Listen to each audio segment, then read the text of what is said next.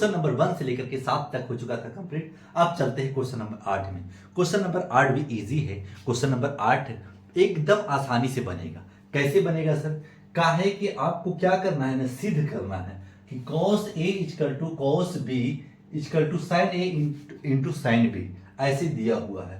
तो आपको पहले क्या करना पड़ेगा ना, तो पहले angle C equal to 90 degree दिया हुआ है, तो पहले ट्रायंगल यानी त्रिभुज बनाना आना चाहिए। त्रिभुज समकोण त्रिभुज होना चाहिए।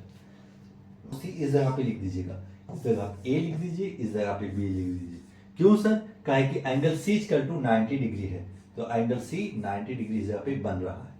अब हमें एंगल से खेलेगा नहीं मेरे बाबू, तो एंगल से हम भी खेलना जानते हैं। तो आपको पता है कि एंगल ये तो लंब ये, उतना पहले ध्यान नहीं देना है। पहले जो है उसको पहले लिख लेना है, जो नहीं है उसको पहले निकाल लेना है, तब आपको सोल्व यानी हल करना है। तो कॉट हल लिख करके लिखेगा कॉट बी इक्वल टू क्या दे चुका है, 1/√3 दे चुका है। सर 1/√3 दे चुका है, तो हमें क्या करना पड़ेगा? हमको पता है मेरे बाबू कि यानी हमारे पास बी बाई पी दिया हुआ है, यानी आधार बटा लंब दिया हुआ है। हमें क्या निकालना है? हमें एच निकालना है, यानी कर हमें निकालना पड़ेगा। तो सर बी अगर एंगल बी है तो एंगल बी यहां है, तो पी हमारे पास क्या होगा सर? पी हमारे पास √3 यहां होगा, तो इसको पी लिख लीजिएगा। और बी हमारे पास क्या आ जाएगा? 1 आ जाएगा।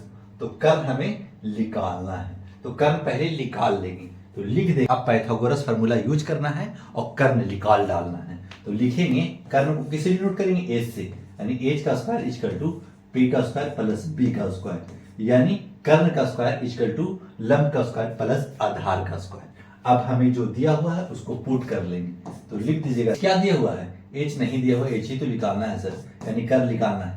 हमारे पास पी हमारे पास दिया हुआ है √3 का स्क्वायर, और बी हमारे पास 1 दिया हुआ है, तो 1 का स्क्वायर।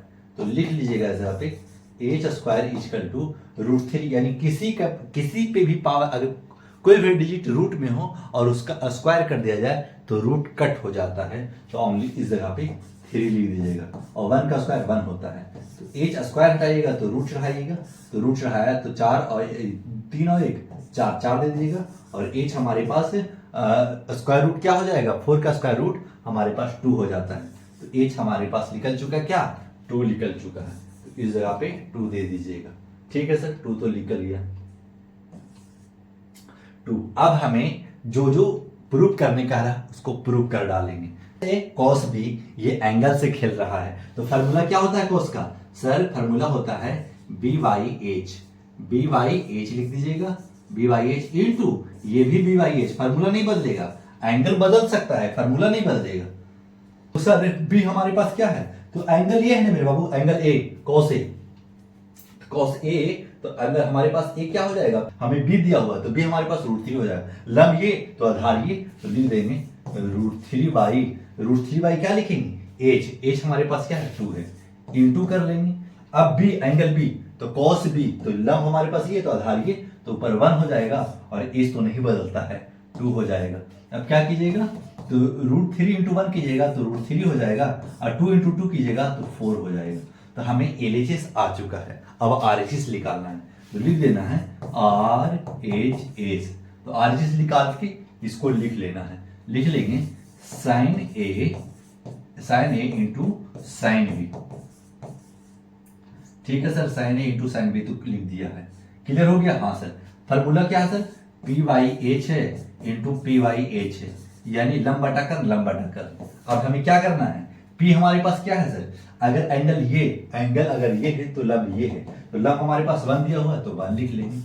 तो कर्न हमारे पास 2 है, तो 2 लिख लेंगे। अब क्या है? एंगल बी, एंगल अगर बी ये है तो लंब हमारे पास ये हो जाएगा, और लंब यानी हमारे पास √3 हो जाएगा।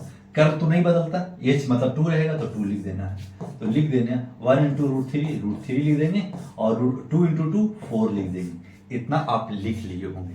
सर सेम आ गया? हाँ सर, LHS भी इतना ही आया, RHS भी इतना, तो लिख देंगे। इस जगह पे लिखेंगे LHS equal to RHS proved, यानी हमने सिद्ध कर दिया, यानी LHS इक्वल टू RHS आ चुका, इसीलिए LHS इक्वल टू RHS अतः प्रूव्ड ऐसे लिख देना है और यही आपका कंप्लीट आंसर है। आपको समझ में आ गया होगा। ऐसा कुछ नहीं है कि इसमें बहुत भार लग रहा होगा, बहुत इजी, ऐसा कुछ नहीं है। समझ के चलिएगा तो इजी लगेगा। अगर आप कुछ भी नहीं जानते हैं ना, तो कम से कम 2 से 3 बार वीडियो को देखें, आपको कॉन्सेप्ट क्लियर होगा। उसके बाद में आप कैसा भी क्वेश्चन आएगा आप आसानी से बना सकते हैं। चलिए क्वेश्चन नंबर, कोई चैप्टर स्टार्ट करते हैं तो पहले एक्सरसाइज में कौन फार्मूला रहेगा, दूसरा एक्सरसाइज में दूसरा प्रश्नावली में कौन फार्मूला रहेगा, तीसरा प्रश्नावली में कौन फार्मूला रहेगा, उस फार्मूला को पहले हम लिखा देते हैं ताकि बच्चे देख करके समझ सके और आगे बढ़ सके। ताकि फार्मूला अगर दिमाग में पहले से थॉट बना दिया जाए तो आगे आसान हो जाता है समझना। अब दूसरा प्रश्नावली 2B में चलेंगे तो उसमें फार्मूला कुछ और होगा, यानी sin 30 का वैल्यू, sin 0 का वैल्यू, sin 30 का वैल्यू, sin 45 का वैल्यू, sin 60 का वैल्यू, sin 90 का वैल्यू, इस तरीका से कल लिखाया जाएगा, कल समझा भी दिया जाएगा, उस पर बहुत सारा क्वेश्चन भी करा दिया जाएगा। समझ में आ गया होगा तो लाइक सब्सक्राइब जरूर कीजिएगा। तो जाते जाते दीजिए मुझे इजाजत। Thanks for watching.